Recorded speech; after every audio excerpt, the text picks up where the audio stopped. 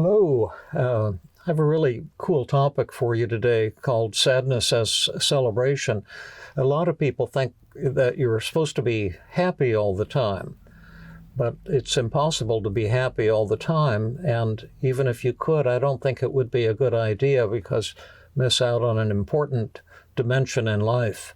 In fact, some of the deepest and most fabulous experiences can come through negative feelings, as I discovered when I was a struggling Stanford medical student, and I was kind of a really poor medical student. I wasn't a pre-medical student in college, and I was kind of like a fish out of water, and I cut a lot of classes and that type of thing.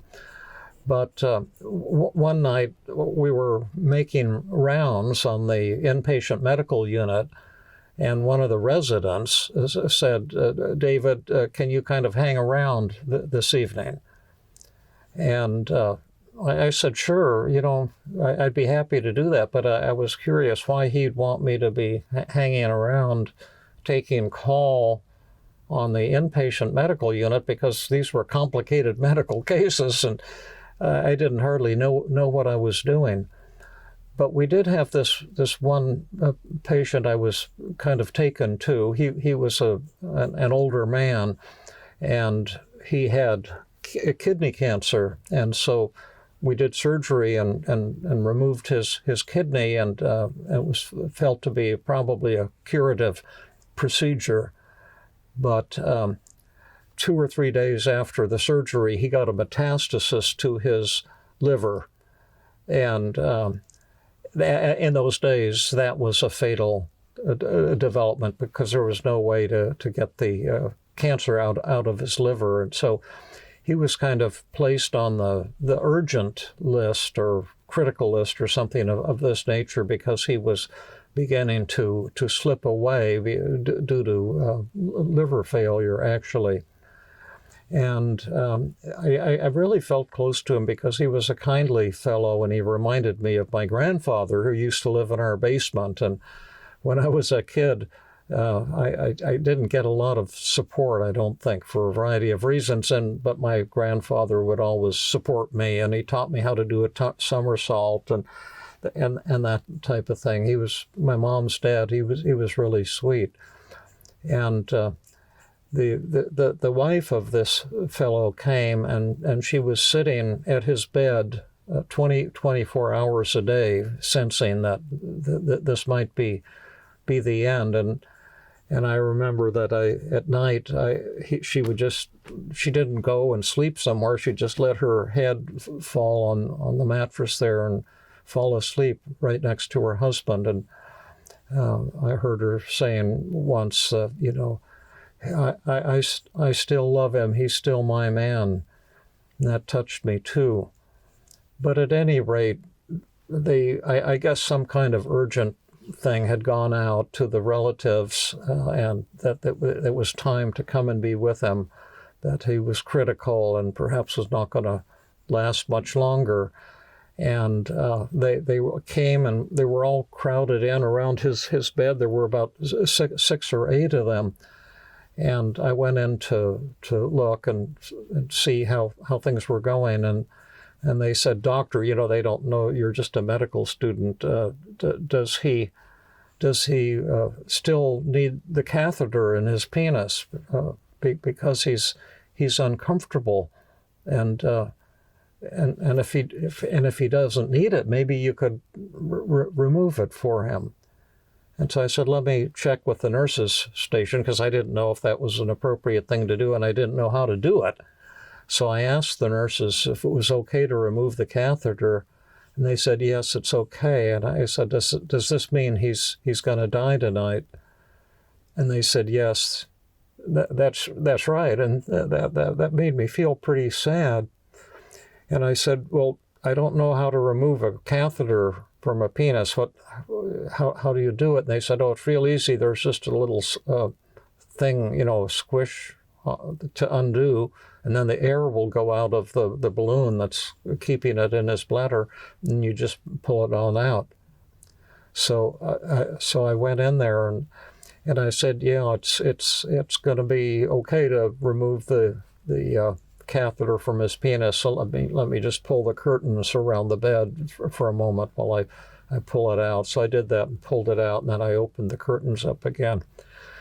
And I was feeling pretty tearful. And I saw that tears were going down all of their cheeks. And they said, well, does this mean that this is the end?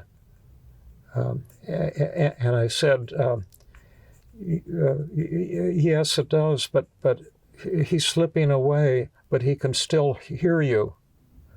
So this is the time to give him a kiss and, tell him how much you love him. And they were all crying, and I felt like crying too. I couldn't really hold the tears back, and I just made the decision to let the tears flow. And I ran out of the room and went down to the residence room where you dictate your notes and stuff, and I just sobbed there. But yeah, I didn't know if I had done the right thing or not. And the next day, the chairman of the urology department, I was walking down the hall in the Stanford hospital near the same medical unit, and I saw the chairman of the department of urology, and he said, David Burns, I need to talk to you for a minute. And I thought, oh boy, I'm probably going to get bashed for what I did with that family. It was probably the wrong thing, and I was so darn insecure anyway, because, my medical skills weren't very good, much less my people skills. And he took me into his office, and he showed me a painting of a horse, and he said that this patient had painted that as a gift for him, and it was a really beautiful painting. And then he looked at me and he said, I loved him too. And he said, the family told me what you did and how much it meant to them. And they wanted me to thank you.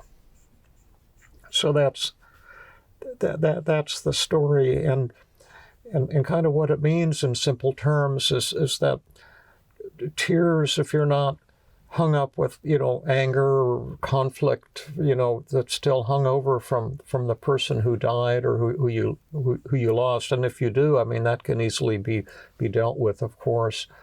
But that's just the pure sadness is a beautiful thing. It's a form of love. I felt love for him. The family felt love for him, and letting those tears flow is totally healthy and totally normal. And I have later on in my life, a few years later, I thought about it more, and I began to see that genuine grief, genuine tears, especially when you can sense the loss of another person or the sadness of another person or the suffering of another person, is perhaps the highest experience that a human being can have. And that's ever since I've always thought of sadness as celebration.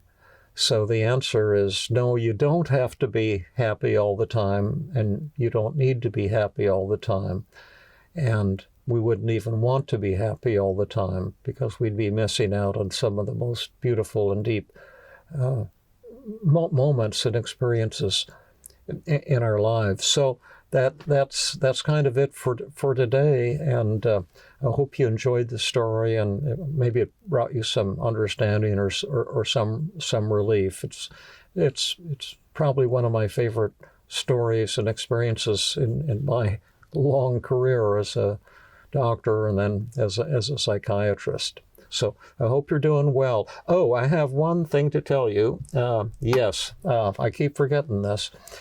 If you liked this video or some of the others, and many of you are putting such beautiful comments and feedback on the videos, we just started posting these videos on the Feeling Great channel. And I guess I'm not into technical stuff, but you're like it if you like it, or tell your friends about it, or write a comment. And my colleague Teresa and I go in once or twice a week and answer all the beautiful comments that people make, so we can turn this into to a bit of a community. And if you have friends who are hurting, make sure you tell them, about the channel, about the Feeling Great app. They can go to our website, feelinggreat.com, and take a free ride on the app, especially if you're struggling and feeling down, because we want to help you change the way you think and feel, and so you can experience joy. We're only alive for a short period of time, and you want to be able to feel joy, to feel love, and to feel closeness in these precious moments that you have. This sounds so corny, so I'll kind of shut up, but it is a beautiful message. And see you again soon. Thank you. Bye-bye.